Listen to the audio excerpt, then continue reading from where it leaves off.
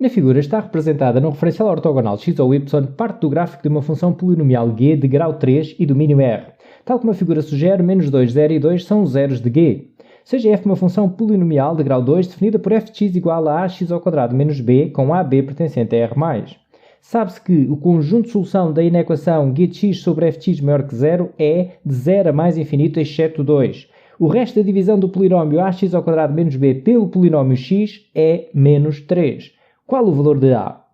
Bom, começando então a pensar o exercício, reparem, focar naquilo que queremos determinar, o valor de a. Eu quero determinar o valor de a e o valor de a está aqui na expressão analítica de f. Neste exercício são dados aqui dois polinómios, um de grau 3 e outro de grau 2. O de grau 3 é dado através de uma representação gráfica. O de grau 2 é dado através de uma expressão analítica, que, por sua vez, está escrita também em função de um a e de um b, que são números reais positivos. E o que queremos determinar é este a. Portanto, tudo o que pudermos começar a pensar, a fazer associação de ideias relativamente a uma expressão do segundo grau, a um polinómio do segundo grau, ótimo, pode ajudar. Por exemplo, qual é o gráfico de uma expressão do segundo grau?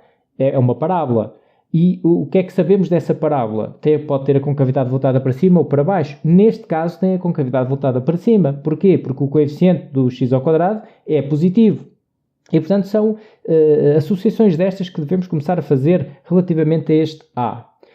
Bom, mas começando, logicamente, também a trabalhar com os dados do enunciado. E, neste caso, vou começar por explorar, então, aqui este primeiro ponto. O conjunto de solução da inequação g de x sobre f de x maior que 0 é de 0 a mais infinito, exceto 2. Será que isto permite descobrir alguma coisa acerca da função f que me permita aproximar do valor de a? Bom, vamos ver. Como é que trabalhamos estas inequações dadas aqui por uma fração onde temos 0 no segundo membro? Eu já falei disto até em vídeos anteriores, mostrei inclusivamente uma página do resumo Explica-Mate, que estas inequações podem ser trabalhadas da seguinte forma. Podemos fazer o seguinte, uma tabela, onde vamos colocar os sinais, portanto uma tabela, vamos aqui.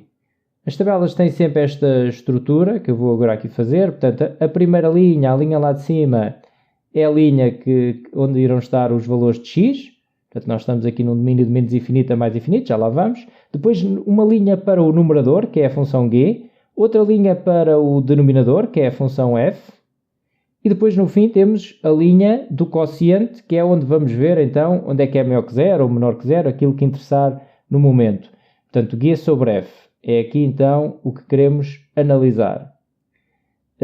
Estas tabelas, então, a estrutura é sempre esta, ou seja, vem aqui de menos infinito, neste caso, temos que ver no contexto do problema, no caso, o domínio é de menos infinito a mais infinito. Aqui para o meio da tabela vêm os zeros do numerador e denominador e eventuais valores que não pertençam ao domínio. Neste caso, o que é conhecido para já são os zeros de g, temos os todos aqui, menos 2, 0, 2, é dado no enunciado. Então vou colocar aqui esses, que é o que temos. Claro que poderemos estar atentos ao seguinte, bom, mas eu ainda posso ter aqui zeros da função f. Claro, eu estou sempre atento a isso. Pode ser que sim, vamos tentar ver o que é que conseguimos perceber acerca de f. Mas neste caso o que temos para trabalhar é isto, temos os zeros de g. Bom, então o que é que conseguimos preencher aqui desta tabela? Teremos alguma coisa para preencher? Conseguimos, até temos bastante informação, porque reparem, da função g temos toda a informação. Temos os zeros, ora, podemos preencher já esta linha toda. Dizer assim, a função g anula-se aqui em menos 2, portanto aqui é 0, em 0 também se anula e em 2 também se anula. E sabemos mais, à direita de 2 a função é positiva, então aqui podemos colocar o mais. Entre 0 e 2 a função g é negativa, então colocamos o menos. Entre menos 2 e 0 a função g é positiva, mais. E à esquerda de menos 2 a função g é negativa, aqui é menos. O que é que sabemos mais acerca desta tabela, acerca desta inequação? Reparem, o conjunto de solução de g de x sobre f de x maior que 0 é de 0 a mais infinito, exceto 2.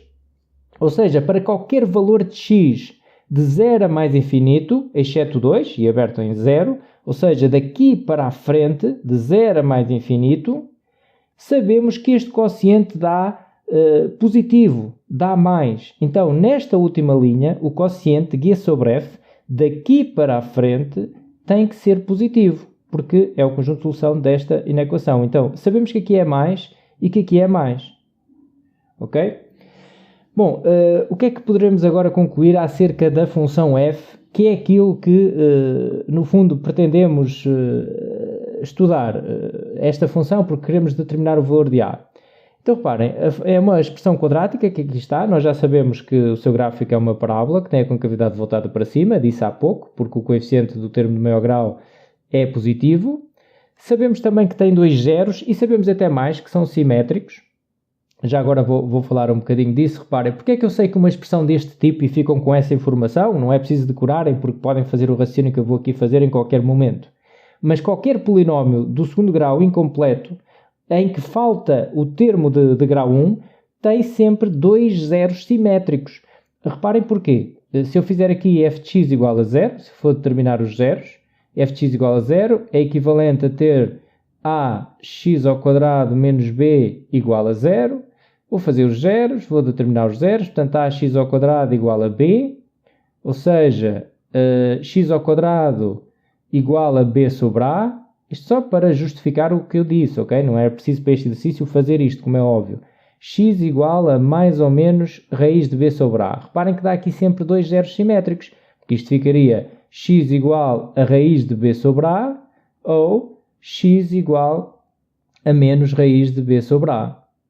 Dois zeros simétricos. Então, qualquer polinómio do segundo grau incompleto em que falta o termo de grau 1 tem sempre dois zeros simétricos. Tal como podem concluir que qualquer polinómio do segundo grau incompleto em que falta o termo independente tem sempre o zero, zero. Zero é sempre zero desse polinómio. Porque, reparem, imaginem que tem aqui um polinómio p de x nesta forma. cx ao quadrado mais dx. É incompleto e falta o termo independente. Não é o caso do nosso exercício, mas se tiverem um destes, sabem que o zero anula sempre este polinómio. Se colocarem aqui zero no x, isto dá sempre zero. Então, o zero é sempre zero de um polinómio deste tipo. Poderiam também igualar a zero. Reparem, se eu fizesse aqui x ao quadrado mais dx igual a zero, aplicava aqui colocava em evidência o x, ficava cx mais d igual a zero, e lá está, aparece aqui x igual a zero ou cx mais d igual a zero. Então isto serviu apenas para vos alertar que um polinómio do segundo grau incompleto em que não tem termo independente tem sempre, portanto, zero é sempre zero desse polinómio. No nosso caso, para que é que interessa esta informação que eu acabei de dizer? Porque, reparem, sabendo um zero também sabemos o outro. Bom, mas analisando aqui a tabela, eu agora entrei aqui numa discussão paralela, mas que vai dar jeito também aqui para o exercício. Vamos concluir aqui acerca então da função f. Reparem, se o quociente dá positivo e se a função g aqui é positiva, aqui a função f de 2 a mais infinito pode ser negativa? Não pode ser negativa, porque reparem, se eu tivesse aqui um sinal menos, mais por menos dava menos, e não pode ser menos, tem que ser mais. Então a função f aqui tem que ser positiva, de certeza absoluta. Tal como aqui tem que ser negativa. Porquê? Porque para o quociente dar positivo, para esta divisão dar mais, então, se g é negativo, se o numerador é negativo, o denominador também tem que ser negativo, porque só assim é que aqui pode dar mais. E agora reparem, estamos numa equação, numa função quadrática. Pensem na parábola porque ajuda a perceber a situação. Sempre que muda de sinal uma função quadrática, então o ponto onde muda de sinal é zero da função. Tem que ser obrigatoriamente numa função quadrática do segundo, portanto, quadrática já é do segundo grau. Portanto, aqui é zero de certeza, ou seja, temos aqui um 2 que é zero também deste polinómio. E como eu já expliquei aqui, se 2 é zero deste polinómio, então menos 2 também é zero deste polinómio. Ficam então com essa informação. Isto permite logo completar esta linha toda. Reparem, o menos 2 também é zero. Estamos numa parábola com concavidade voltada para cima. Entre os zeros assumo valores negativos. À direita deste zero positivo e à esquerda deste positivo. Portanto, aqui é negativo, que está entre os zeros, aqui também, e aqui seria positivo. Isto até permitia já completar o resto da tabela, embora o que interesse para nós... já agora vou falar aqui um bocadinho do sem significado. Reparem, 0 sobre 0 dá sem significado. Mais com menos dá menos. Aqui dá 0, não dá sem significado aqui. Aqui é que também dá sem significado. Bom, qual é a diferença? Reparem que temos sem significado quando aparece 0 em denominador. Aqui, esta linha corresponde ao f que está em denominador. Quando aparece 0 em denominador, temos sem significado. Neste caso, temos 0 no numerador a dividir por um valor negativo. Então, isso dá 0. 0 a dividir por um valor negativo dá 0. Portanto, nestas tabelas, cuidado com o sem significado. É só quando o 0 aparece em denominador.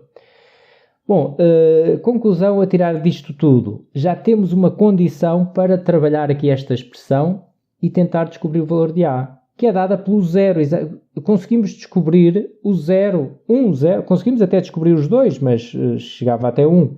Ou seja, conseguimos perceber que f de 2, que é igual, por sua vez, a f de menos 2, é igual a 0. E isto é equivalente a ter o quê? Isto é equivalente a ter o seguinte: eu vou à expressão, vou substituir o x por 2 ou por menos 2, tanto faz, e igual a 0. E isto permite encontrar uma equação que trabalha com A, e o A é aquilo que queremos encontrar.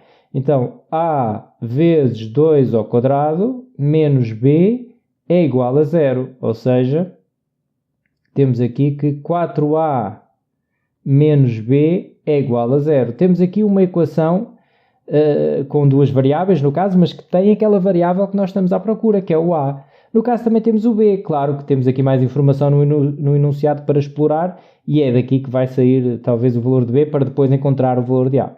Então diz assim neste ponto: o resto da divisão do polinómio ax² menos b pelo polinómio x é menos 3. O resto da divisão do polinómio ax² menos b pelo polinómio x é menos 3. Isto tem a ver com o teorema do resto. Esta informação deves levar logo para o teorema do resto.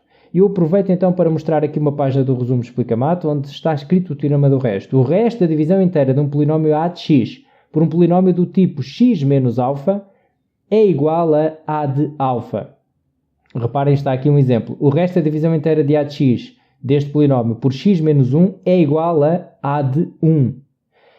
Neste caso, o resto da divisão do polinómio pelo polinómio x é um polinómio deste tipo.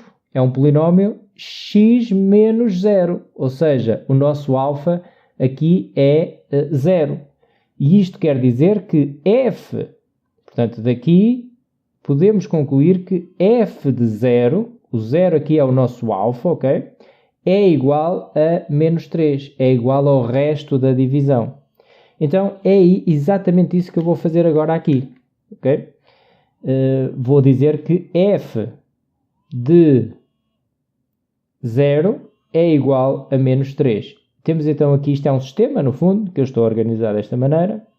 E se o f de 0 é igual a menos 3, eu vou aqui substituir o x por 0, a vezes 0 ao quadrado menos b, igual a menos 3. Vou aqui, portanto, 0 ao quadrado dá 0, a vezes 0 dá 0, fica menos b igual a menos 3, ou seja, b igual a 3. E se b é igual a 3, aqui poderemos dizer que 4a menos 3 é igual a 0, ou seja, 4a igual a 3, ou seja, a igual a 3 quartos, que é a resposta A.